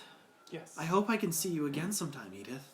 This was really nice. This brought my mind away from, other things. And then right before I Put her back. I'm going to say, never forget you have a voice. Okay. Very good. When this happens, you'll see her body kind of like shake a little bit, as if kind of like being stirred, but then she continues lying there. Her mortal body remains still. At that moment, you will see Christopher kind of like reach in, and he will kind of like take a good grip. It looks like his hand is like going through her head at this point. Like you would put your hand onto someone's forehead, but instead he reaches all the way into her. Doesn't look like it's damaging his corpus when he does this, but it definitely looks like he's just like doing something to affect her mind. And you'll see him pull out a big handful of sand and place it into the bag next to him. And just keep gripping whatever he can from her head and place it into the bag next to her body. Nods his head a few times. He says, "Good. Very good. Ah, this is very productive." And, kind of takes you back to Anton. And, Anton will look to the two of you and he says, "So what did you think? I saw some differences in the performance today. Was that you? Were some of those your ideas?" I had a few suggestions Okay. as to Amateurish, but, I liked the direction and the ideas you were going. It sounds like the audience had some reactions to it as well, which is nice. Well, what have you learned so far? Tell me what you've learned. And you kind of get a sense that this is it. This is the tipping point where I have to convince him that I got something out of this. Okay. What did you learn, Edith, from this whole experience? Because not many people are intrigued by this art that we do here. Well, I guess I've learned that it's more. It's more than simply performance and illusions. That through this art we begin to understand the audience, and we begin to, for example, sorry, what was his name? The guy in the audience. Harold. Harold. For example, when we pulled Harold into the performance, Yes. we sort of understood more about him in that moment, and that in as much as we give these people inspiration and show them a spectacle and a performance, we also take something from them in the form of understanding them and what they want or what they used to do or how they feel. And that's sort of kind of an important aspect of being able to perform, is to understand your audience. Does this help you with your own skills, your own art at all, Edith, or does it not match up at all? It does, because it like I said, it helps me understand that nothing's a one-way connection. Very good, very good. I saw some of the work that you did out there, and with Gwen, correct? Let me ask you some very important questions, because this may help you understand how we do things around here as Senna. Okay. You kind of get a sense that you're starting to lean a little bit more towards their direction as their guild, their mentality and their sense of existence. But now he's still going to push more questions upon you. When you saw those bodies that were up there on the beds, lined up the way they were, keeping them going, let me tell you a little bit about them, before I ask my question, Edith. Those bodies down there, or up there, sorry, are, how to put this? They are they're the people who are the most traumatized from what we discussed earlier, the ones who do not want to go on. They're the self-destructive types. They are quadriplegics. There are autistics. There are many, many people who are broken and just have no real connection left. So even though you think that there is something in the grand scheme for them, they have dreams, just like we do. And our job is to help see what they see, but also garner what we call sand from their minds as well. Sand is not an easy thing to come by, and these are our subjects. These are the people that we gain our sand from. Without them, we would not be able to obtain what we do, and having them up there, for good or for worse, we are using them in that purpose. They are wells for us to constantly pail water from. What do you think about that, Edith? Well, by the sounds of it, you say they are people who are already traumatized. Yes. So in more ways than one. Are the effects of us collecting sand also sort of breaking away that trauma? It allows us to take that material in which dreams are made out of and break that out of parts of them, yes. So a lot of these things are not the most pleasant or positive, but it is hard to tell unless you connect with the person up there as well. You have to also remember that sometimes, if we were to release these people out back into society, some of them would not belong. Some of them would not have a place. Some of them would be seen as a hindrance.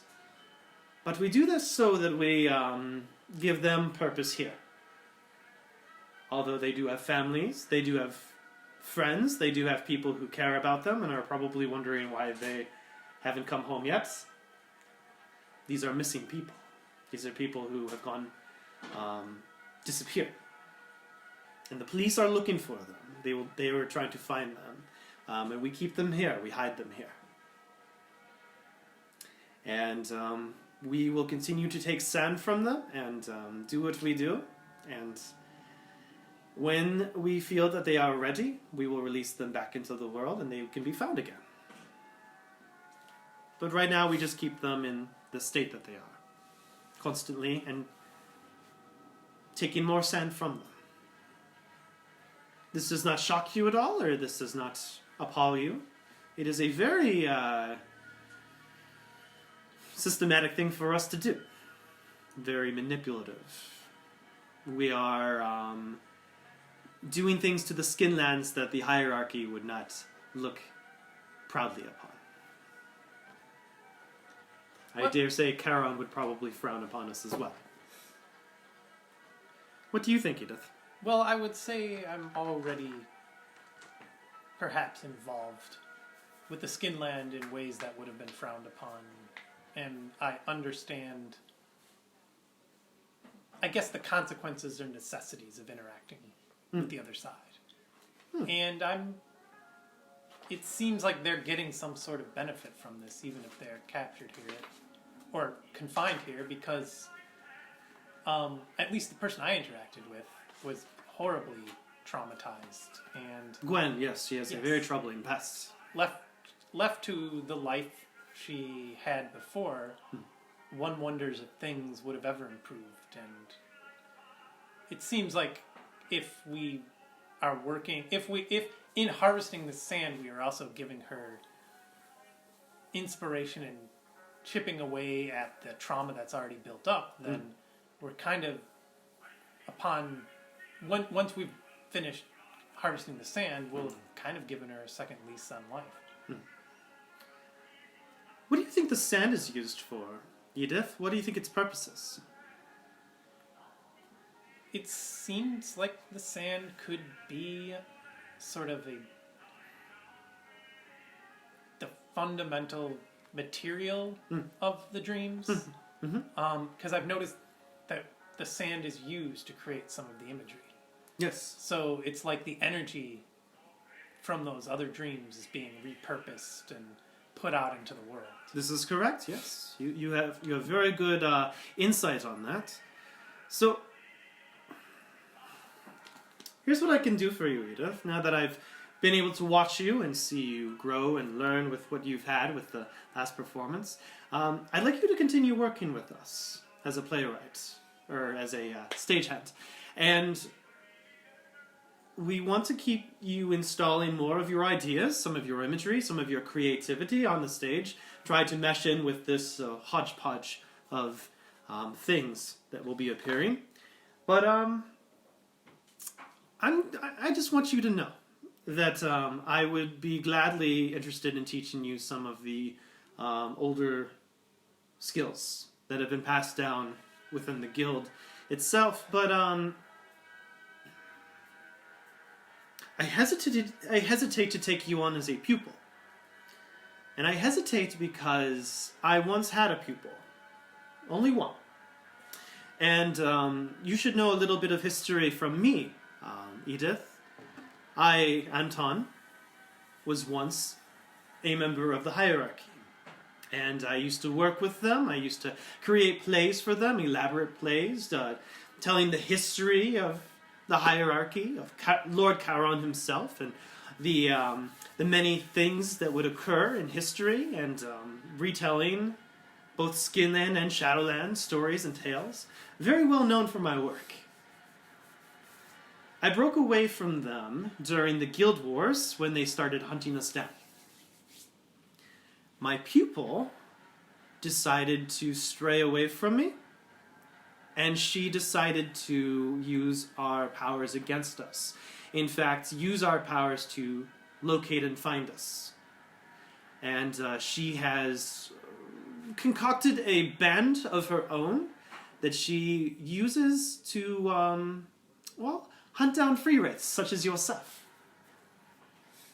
So you can understand that there was a lot of harsh feelings when I discovered that she had joined the hierarchy's stronger interests of hunting down guild members as opposed to freeing them or allowing our skills as Sandmen to be taught outwardly.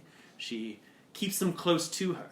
She keeps her creativity to her and uses it against us harshly. So I hesitate to bring someone on board to teach these skills, but I have a feeling that if I trust you, and you trust me as well, we can put you down a road that will take you similar to hers, but you will need to make a decision on what you want to do with those skills. What do you want to do with those skills, Edith? I need to know now. For I have lost a pupil in the past. Now she is hunting us down. Why should I trust you, Edith? I want to use those skills to inspire people I've already built a connection with. My form of artistry when I was alive was more along the lines of writing and sort of novels and stuff like that.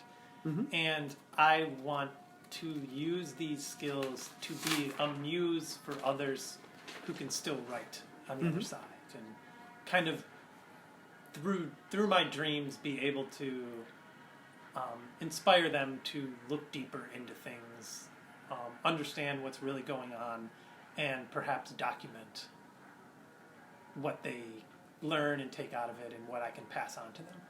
Okay. What do you think we should be doing with these sleepers, Edith? These people who are dreaming and hopefully trying to see things that they've never seen before. What should we be doing with them? What is their purpose? Well, I think their purpose is that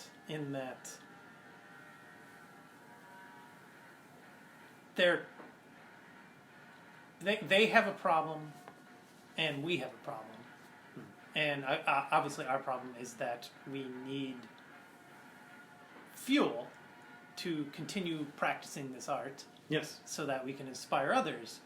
And at the same time, their problem is whatever traumas or problems their lives have given to them.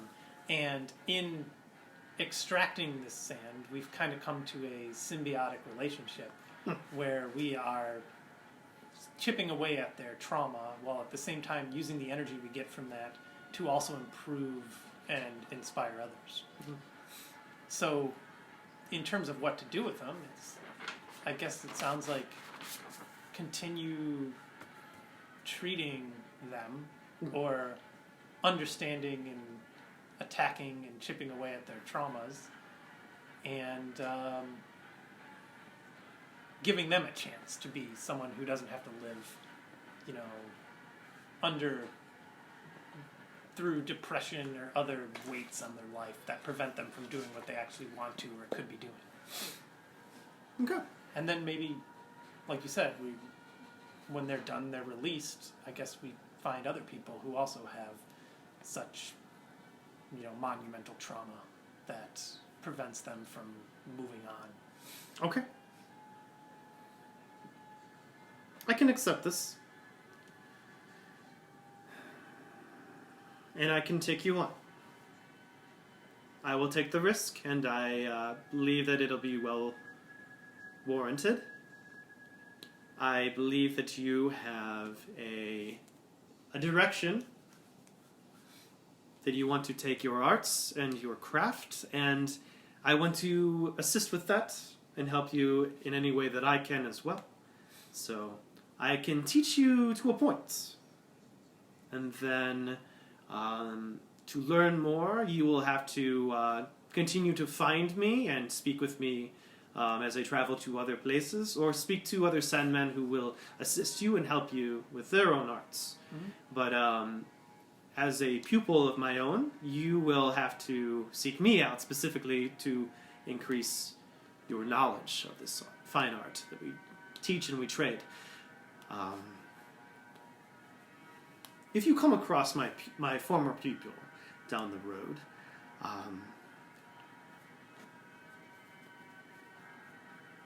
could do me a favor. What would that be? Put her back in the ground. And you can kind of feel like this sternness and kind of melancholy that kind of affects the atmosphere of the room, but also affects the other workers, the other stagehands will kind of like, reel back a little bit from him saying this as if he's deadly serious. Along the lines of, if you see her in your travels, I want you to put her back into the ground again. Destruction. She does not deserve to walk among us. She will manipulate you, Edith, and try to convince you that we are in the wrong for what we do. And what she is doing for the hierarchy is the correct pathway. Well, I'll tell you, she's gonna have a heck of a time convincing me that anything the hierarchy does is in the right. You'd be surprised. She has many followers. Like I said, she has created a band of her own. Very impressive one, too, I might say. So come with me, Edith. We will continue on with your work. And Issa seems to have, sat herself on the stage just watching the performances going on. You still get that kind of, intense connection from her. She isn't holding your hand anymore, but she still is kind of with you, and she would be holding her hand if she could, but she doesn't want to, make things awkward.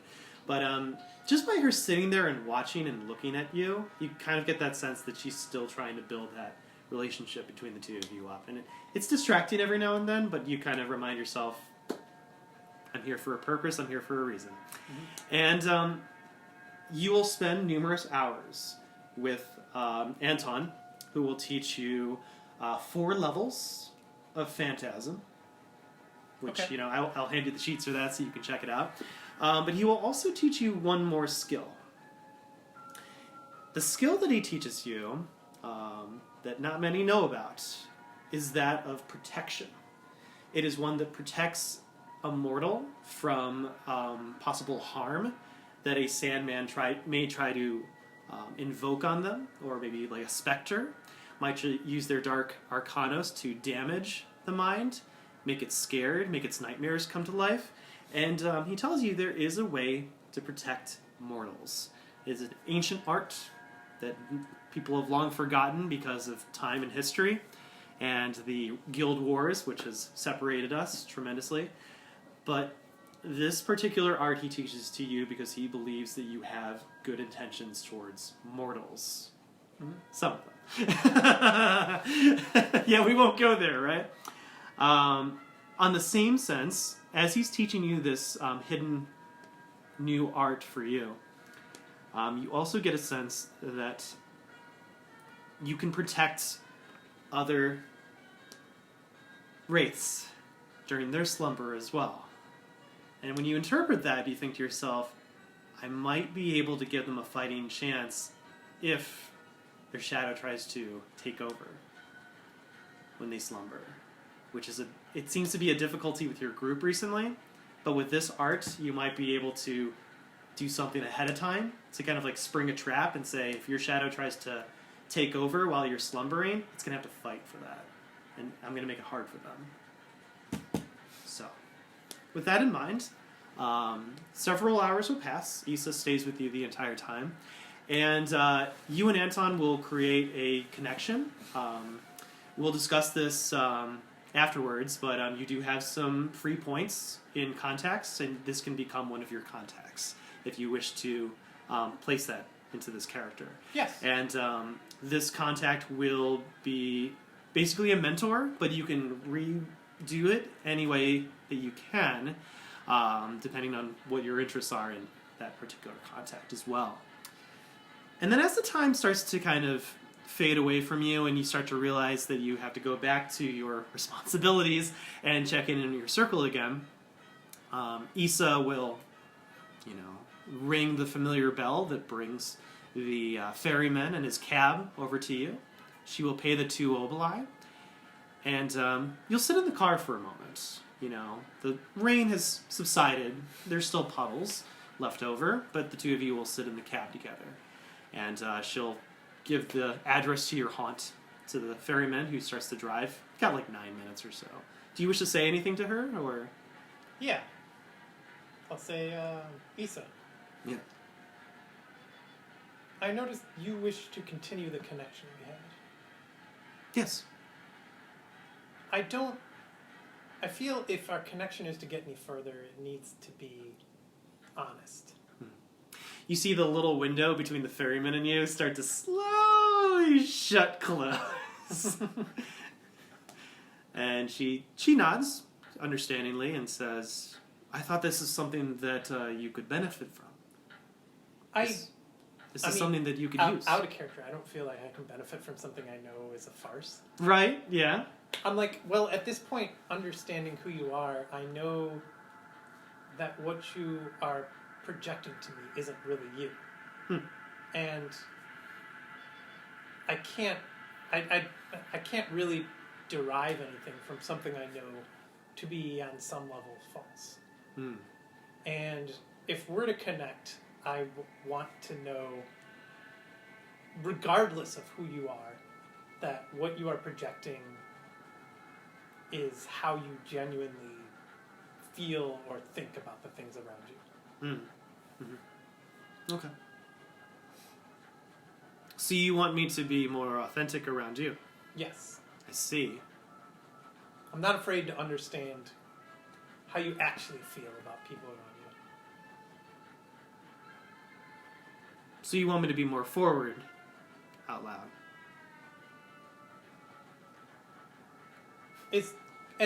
Yes, in as much as you are comfortable revealing yourself to others. I can make this happen. Absolutely. You gotta tell me though, Edith, what is it that drives you? What is it that really makes you passionate? Knowledge, really. Paths to knowledge and understanding and working with that. Like, knowledge and communicating with others. Like, passing on that knowledge. And considering our goals and the fact that I am working with your circle right now, I will try to communicate with you more information about the magics and sorcery that will be used by these mages as we carry on closer to them. Because you're going to need to know a lot about them.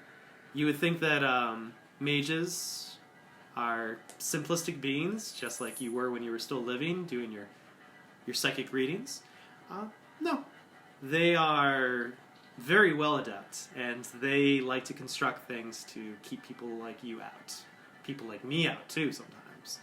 A little more difficult for someone like me, but more easier for entities such as yourself. And if they know you're coming, you can bet that they're going to be even more ready for someone like you. And they're going to have more traps ready to spring on you. So we need to get you educated on that. Okay. Does that seem authentic? Would that be helpful for your knowledge? Yeah, most certainly. Okay. And your shadow kind of dwindles there, and it's like, oh, the sooner we can kill them, the sooner the better. I think we're in agreement on that. Okay. And Issa will look at you and say, I hope you understand that when you had asked for this knowledge that you have accumulated recently, I was going to give that to you no matter what. Even if I had perished or transcended, like your friend had done. This knowledge would have still been passed down to you, one way or another, even though I'm not capable of teaching it to you. I do have one last question for you. And you can tell that you're getting closer to your haunts at this point. I do have one last question for you, though. This is more, we'll keep this between us. Why did Brian choose to do what he did? Why didn't he choose me? Why did he choose himself? I don't understand. It still kind of haunts me to this day. I think Brian felt that it was the end of his path. He saw a chance to ascend and be part of something greater, which isn't an opportunity that many Wraiths have. I feel he thought his journey was best ended there, and that was where he was headed, yeah. Okay. So he was willing to take on that burden because, yeah, that was the ending he was prepared for. I'll have to consider that. Because I think he and I were on the same mindset when that happened. Except he kind of dived into something without even considering, who he was working with or making a deal with. And it just kind of reminds me of you and me a little bit, too. You willing to kind of like dive in and do something, even though you don't know me very well. You're still willing to try something out. It's the only way to find out about things. And give me a brief perception and alertness while we're starting to come up on our stop. Okay?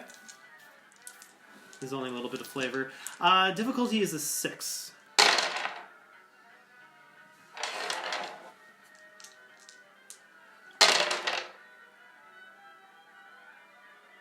Four. Okay. As you're driving to the haunts and you're having this conversation with Issa, you'll notice that for Helena, Montana, there's a lot of traffic.